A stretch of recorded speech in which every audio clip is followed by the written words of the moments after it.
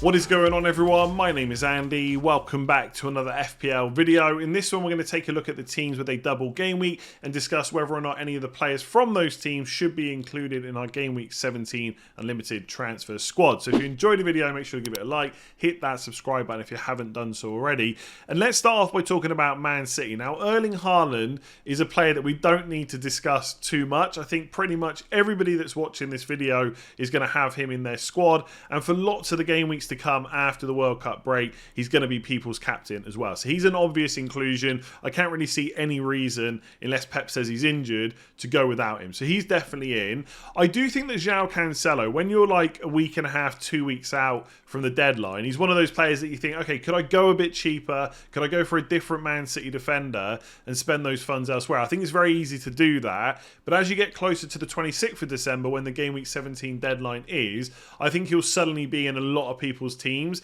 And it's probably just easier to accept he's probably going to be in your squad now and figure out how that's going to happen. Because when you think about Man City players in general, especially defenders, it's very hard to find nailed on ones. And Cancelo is about as close as it gets. We know their defence is good. And although the fixtures over the next 6 game weeks where they've got the double in 20, remembering that the other double game week is in game week 23, some of those fixtures are not easy. They've got to play Chelsea, Man United and Spurs away. But given how good the Man City defence is, there's obviously possible clean sheets there, as well as the single game week fixtures that they've got. So I don't think Cancelo is at the level of Haaland where you've pretty much got to include him. But I think he's a very, very good option and arguably the second best Man City option for our game week 17 squads. We can talk about the likes of Akanji and Walker and players like that, but they are not 100% nailed on. I spoke about Akanji in my value players video, and he could be great value if he keeps starting as often as he has been, but that's not guaranteed. Right, so even if you lose like just 1 or 2 matches, that could be pretty frustrating, and I just don't know whether it's worth. I don't think it's worth putting Walker and Akanji in instead of Cancelo. The only reason you should be looking at it is to go with Cancelo as well. But then if you think about like Reece James at Chelsea, Trippier, an Arsenal defender, it's hard to fit that second Man City defender in. You could go for Edison, but at 5.4 million, he's quite expensive, especially when you can get that Leicester combination for such a cheap price. If Kepa's an option for Chelsea as well, that's another very cheap option. It becomes more difficult to justify Edison. I don't hate him as a pick, because, again, when you come on to nailed-on players for Man City, he is one of them. And obviously, if they do get plenty of clean sheets after this Christmas break, happy days.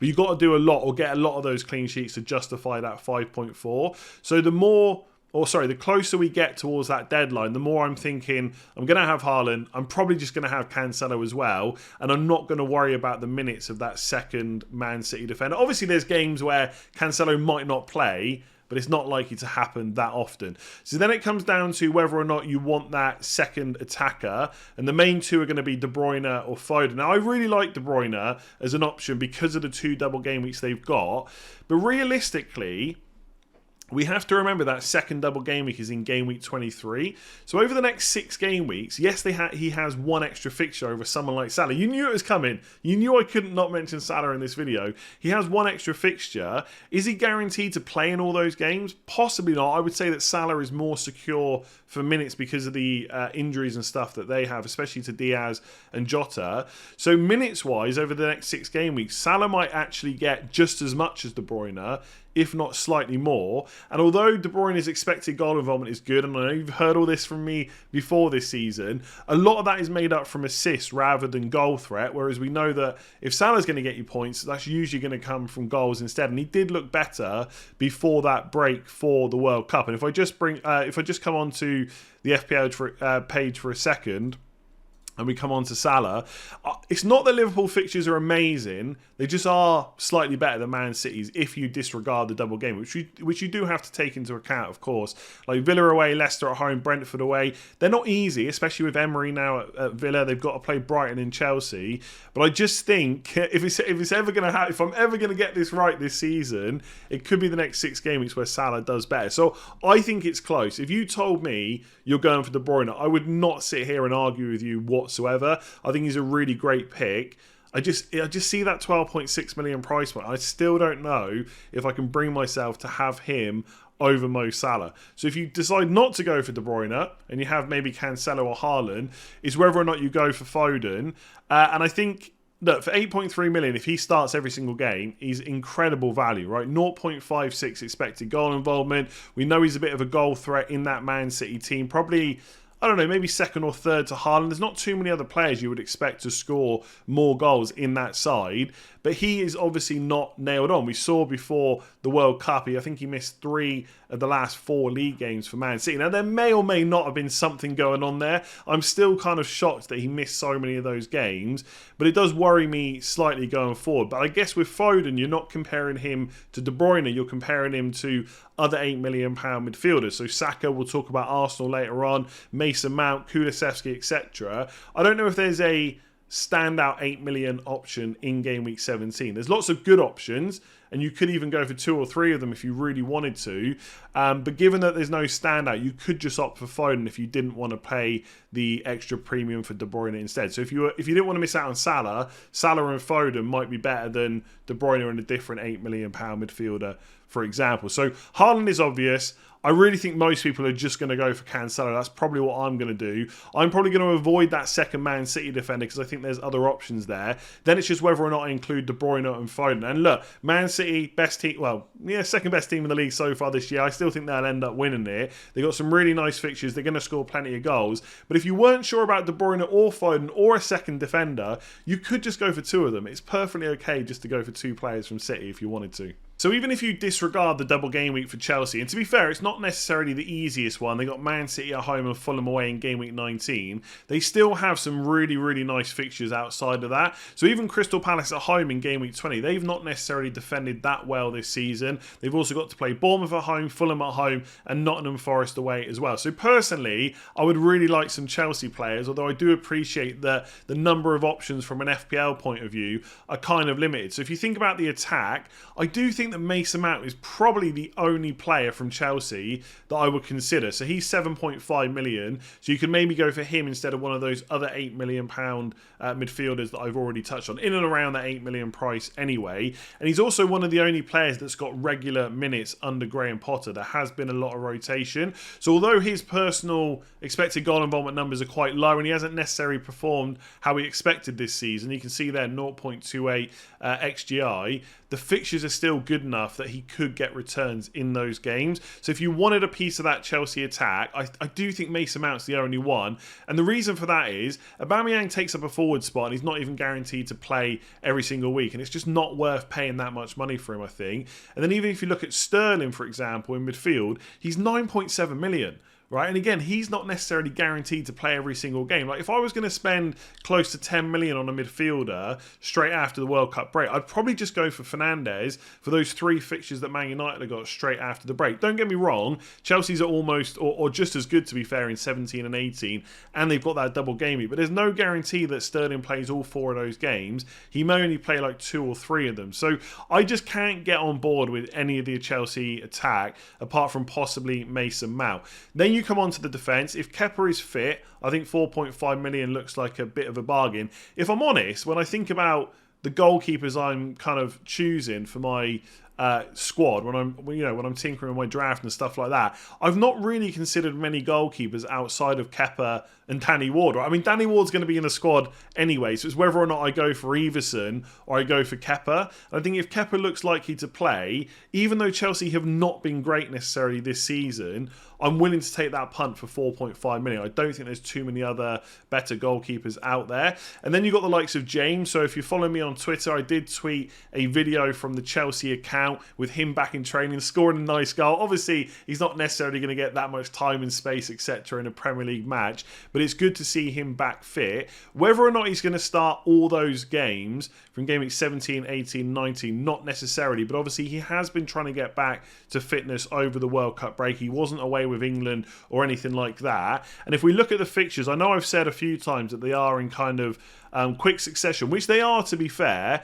It is similar to, like European matches. When you got midweek when teams play like Saturday or Sunday, then Wednesday, then the following weekend, it's not too dissimilar for Chelsea. So they've got Tuesday against Bournemouth. It's quite a long time till their second game in game week 18. That's on Sunday. So if Reece James is fit enough to play on Tuesday and he doesn't get re-injured or anything like that, picks up a knock, I think it's almost certain that he plays on Sunday, and then he's got to play again on Thursday. That's quite, compared to some other teams, that's quite a lot of turnaround time for them. So as long as he comes through each game without picking up more knocks and stuff like that, I think there's a chance that he plays all 3 of those games. And then the second game with the double is not until the 12th of January. Now, there is a FA Cup game in between that, so if he does play that as well, maybe that puts him in doubt for the Fulham game. But I just think he's so good that it's worth taking the risk. And at less than 6 million, for a player that can be on his day just as good as Cancelo, just as good as Trent Alexander-Arnold, it just feels too good to turn down. And it's a bit like Cancelo. I'm just accepting right now that he's almost certainly going to be in my squad. When you look at other defenders for Chelsea, it gets a lot tougher because you're not sure who's 100% nailed on. So I mentioned Cucurella the other day. Look, if Chilwell's not fit and they played a back 4 enough, he'd be a great option. The problem is when they go to a back 5, I don't think Potter necessarily trusts him as a left wing back. And as a left centre back, someone like Koulibaly could play there instead. Obviously, he should be available because of the time that Senegal got knocked out of the World Cup. So I don't mind Cucurella as a... I don't even know if punt's the right word because I don't know if he's attacking enough to call it a punt, but I don't mind him as a pick. But for 0.7 million more, I can get Reece James, who has some competition on the right, but not a huge amount. And any of the competition he does have is just nowhere near as good as him as playing as a wing-back. And if Potter's going to continue playing mostly a back 5, I feel like you've got to have Reece James in there. So as you can tell, I'm quite excited about him as an FPL option. I'm looking at that thinking it's Bournemouth, then it's Nottingham Forest, then it's a double game week, then it's Palace. They're great fixtures. I'm willing to take that punt on Reece James. So 5.8 million, great option. Kepa could be a bargain. Outside of that, I really think you're only looking at Mason Mount. Chelsea fans, let me know if you think I've got that wrong, but I just think Sterling, Aubameyang, etc., just too expensive and not guaranteed enough minutes. I'm not sure it's even right to consider Arsenal a double game week team because it's not until game week 23. It doesn't even fit on the graphic. And I know that's similar to Man City, but at least they have one in game week 20 as well. That being said, Arsenal obviously are top of the league. They've had a fantastic season so far. And 7 game weeks isn't that long to wait until their double game week. So let's talk about them anyway. Now, on paper, I don't think the fixtures necessarily look that great, right? West Ham at home, never necessarily an easy game. Then you've got to go away to Brighton. Then you've got to play a Newcastle side. In terms of expected goals and expected goals conceded, they're in the top 4 for both so far this season per 90. Then it's a derby against Spurs away from home as well, and then you've got to play Man United at home. So on paper, it doesn't necessarily look good, but obviously Arsenal themselves have been brilliant. It's no fluke that they're top of the table. Their attacking numbers in terms of expected goals generated are on a par with Man City, and defensively they've been solid as well. So I can see why people would want to look at them. I think from a defender perspective, it really depends on the rest of the makeup of your squad. Like, I think Ben White and Gabriel in isolation are very good options, but when I think about the squad that I'm kind of putting together in my head, I've already talked about Cancelo and Reece James. I shouldn't forget about Trippier, and I'm probably going to play most weeks a 3 at the back formation. So if I've got Cancelo, James and Trippier and they're fit and available for the next game, who of those 3 am I benching for an Arsenal defender? Probably not too many. And let's not forget that the double game week is not until game week 23. So it's not like you need an Arsenal defender or anything like that. If you do want to go for one, bearing in mind they have been very solid, they've got plenty of fixtures there, West Ham, you know, even basically, I think any of those fixtures you see on screen, apart from maybe Spurs away, they could get a clean sheet in. Not guaranteed, of course, but it could happen. So I do think an Arsenal defender is a good option. I just don't know if they're better than all the other options that are out there. But if I was going to go for the best one, it would definitely be Gabriel. I think price-wise, similar to Saliba, but he's not on 4 yellow cards. And more importantly, he's not in a team that's gone to the final of the World Cup. So Saliba might not even be available straight away. And his goal threat is really good for Gabriel. So if you want the best Arsenal defender, it has to be him. Now, again, if you're going for... It doesn't even have to be James, Cancelo or Trippier, but 3 other defenders that you want to play most weeks. It's not completely out of the question to have Gabriel on the bench. And if you get an injury or a suspension, or there's just a fixture you really want to play him in, or you just want to hold him until the double game week, that's fine, as long as you got the team value for that. If you don't, and you need to save some money, then Ben White is probably the option. I wouldn't be looking at Saliba or Tierney or Zinchenko or anyone like that. I think it's Gabriel if you've got the money. If not, you go for Ben White. And they're good options, but I don't think we're at a point where you have to have an Arsenal defender necessarily, although I'm pretty sure I will have one on the bench for my own squad most weeks. In terms of the attack, We've obviously got to mention that GW17 is injured. I still don't really know how long he's out for. I did try and have a look before I recorded this video, but I think we're waiting for Arteta or Arsenal to come out and say how long he's going to be out for.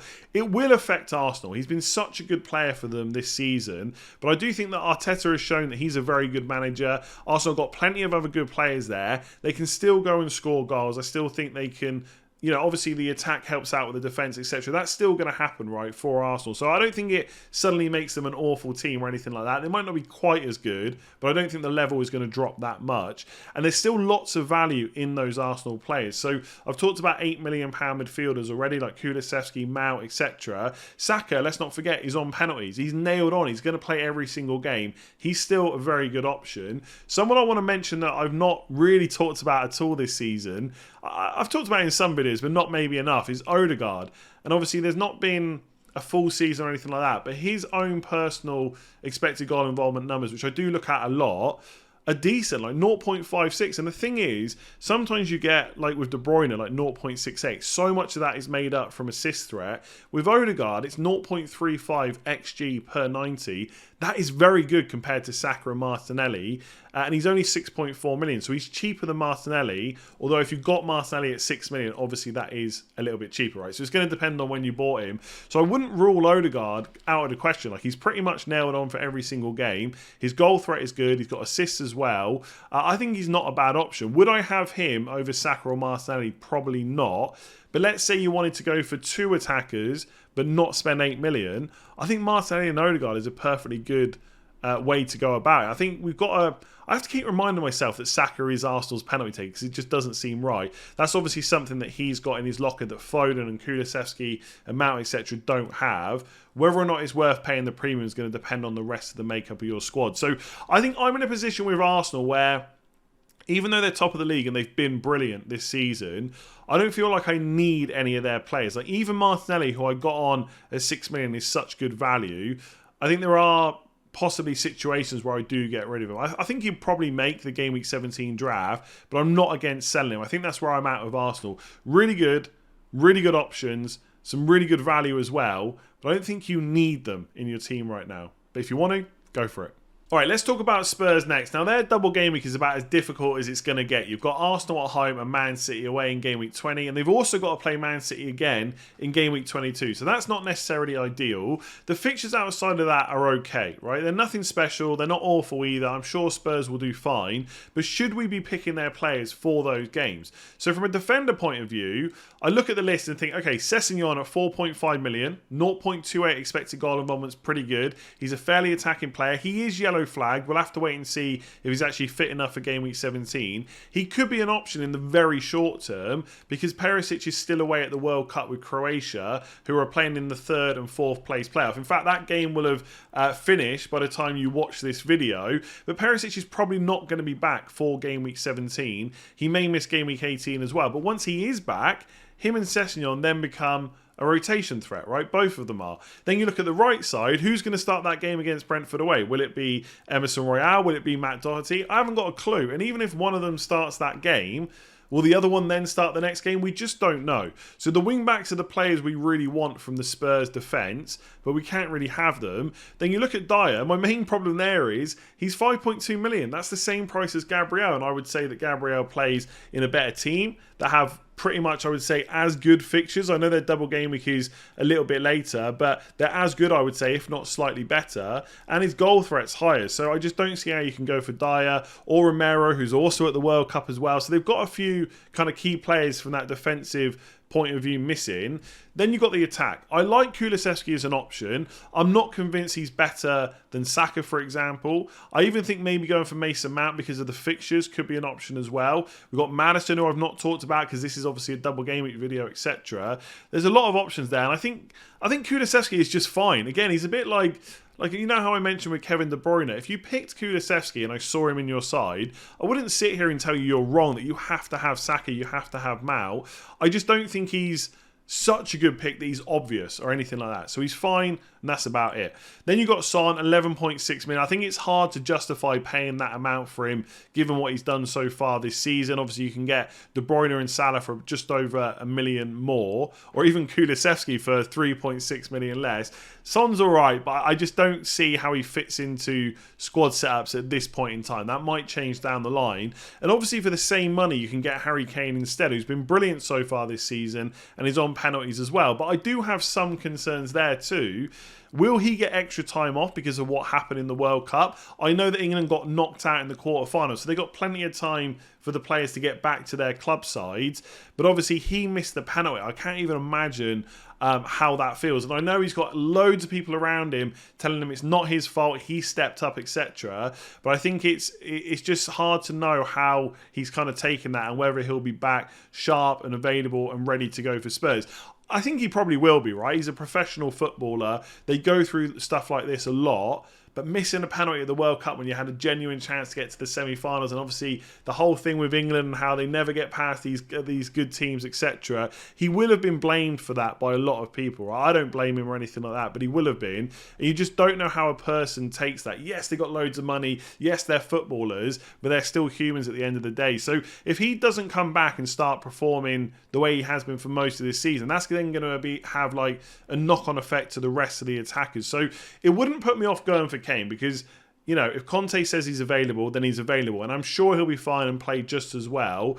But it's just slight question marks over that for me. And I think if I go for Kane, so I'm not completely ruling him out, it would be as part of a 3 premium attacker setup, because if I only go for 2 premiums, I don't think I would go for Haaland and Kane. I think I would go for Haaland and one of De Bruyne or Salah. So I think, like I said, Spurs will do fine over these fixtures. I just don't know if they've got a huge amount of options from an FPL point of view. I would avoid the defence. I think Kulusevski's fine, but there's possibly better options. Son is not someone I'm interested in. And Harry Kane could be good, but you wouldn't put him in ahead of Haaland. And I personally wouldn't put him in ahead of De Bruyne or Salah either. So maybe I'm wrong on Spurs. Maybe I'm a little bit too down on them. I'm sure they'll be fine. But right now, I'm personally not that interested, I don't think, in their options from an FPL point of view. And then you've got Fulham, nice and easy, because realistically, there's only 2 players you should probably be considering for your squads, and that is Mitrovic and Andreas Pereira. I'll come back to those 2 in a minute. For what it's worth, Willian has impressed me so far. I think when you watch him in that Fulham side, he's performed really well. His expected goal involvement numbers are decent, 0.47 per 90 minutes. It's worth saying that he's on a small sample size, and he doesn't necessarily always make it to 90 minutes, but still, he's impressed. But for 5.5 million, even though that is a nice price, I think most people would just go for Almiron instead for an extra 0.3 million. I don't think you can justify going for Willian over someone like Almiron, and probably going for double or triple up on Fulham attack is probably not where it's at. So similar kind of reasoning for Wilson as well. And Leno in goal, I know they've got the double game week, but I'd probably rather take that punt on Kepa or just save the money and have the Leicester double up. So I don't think Leno is an awful pick, but it's just not one for me. I'm not really considering it at all. So then we come back to Mitrovic and Andreas Pereira. Now, to be fair, if you're playing a 3-4-3 formation and you've got that spare slot on your bench for a cheap midfielder, Andreas Pereira probably is the best option. He's nailed on. You know, 0.31 expected goal involvement is okay. They've got that double game week. He's performed already so far this season. There's probably not too much reason to look against him. You could go for Leon Bailey, 4.5 million, possibly some new manager bounce with Emery. But I guess on the flip side of that, we don't know quite how he's going to line up. Will Leon Bailey play regularly? Will he be attacking? I think he's more of a punt. And when you put the double game week in as well in game week 19, it probably is difficult to justify going for Leon Bailey over Andreas Pereira. And like I said on the video where I did touch on possibly doing that a few days ago, I wouldn't spend too much time thinking about either way. If you want to go for Leon Bailey, fair enough. If you want to stick for Andreas Pereira, just do that. There's plenty of other positions to be worrying about. And then you've got Mitrovic. I don't think we should forget how solid and consistent he has been so far this season. All that stuff I've talked about ever since pre-season, nailed on, 90 minutes, penalties. Although I don't think he's necessarily the greatest penalty taker, but whatever, he's going to continue taking them for Fulham. 0.53 expected goal involvement's very good. If Fulham continue to play the way they have for most of this season, they'll cause lots of these teams problems. Again, I think fixture-wise, Newcastle away and Palace away, and having to play Chelsea and Leicester away in the double, on paper it's not necessarily great, but Fulham are a side that can attack, and Mitrovic is obviously the focal point of that. The only question mark over Mitrovic is the 4 yellow cards, and if he comes through the Palace and Southampton games without getting that yellow, You almost want him to get the yellow card in game week 17, because if he gets it in game week 18, he'll miss one of the double game week games and he'll actually just play Chelsea at home. So suddenly then for Mitrovic, it's Chelsea at home, Newcastle away, Spurs at home, Chelsea away. That doesn't sound as good. And I know I've just said that Fulham will cause those teams problems and Mitrovic has already shown that he can get points against the tougher teams. It's still not necessarily as an ideal situation. And if we get to game week 19 and he still hasn't got that 5th yellow card, well, if he gets it against Leicester, he'll miss the Chelsea game. So then he's only got a single game week. So I think he's a good option. I don't think there's too many out-and-out better options for that price. Like people looking at Martial and Nketiah, etc., they're okay, but they're not as solid as consistent for minutes and everything else as Mitrovic, right? So he is a better option on paper. But I had him down as possibly a captain for game week 19 because I always want to captain a double game week player, and he probably is a better option than the Chelsea boys. But if he gets to game week 19 and he's still on 4 yellows, I don't know whether I will definitely go through with it. So that's at the point where I might need a backup plan for the Chelsea players. And if I'm not... if I want to captain Reece James, fair enough. But if I don't, maybe that's where Mason Mount comes back into the conversation. I could just go for Haaland or Salah or De Bruyne, whoever it is. But I know right now I want that double game week player. So I wouldn't let the 4 yellow card thing put me off getting Mitrovic, but I would have it in the back of my mind of what if he hasn't got that 5th yellow by the time he gets to game week 19? What if he gets it against Southampton? Do I need another plan there? But ultimately for Fulham, there's 2 players to consider, Mitrovic and Andreas Pereira. They're going to be in a lot of teams and for very good reason. I wouldn't look anywhere else in that Fulham side. If you've enjoyed that video, make sure to give it a like, hit that subscribe button if you haven't already. There's loads of FPL content to come throughout this week, all the way up until game week 17, then over Christmas and New Year, and then of course for the rest of the season and next season, the season after, etc, etc. So thank you very much for watching. Give it a like if you enjoyed it, hit that subscribe button, and I'll catch you again soon.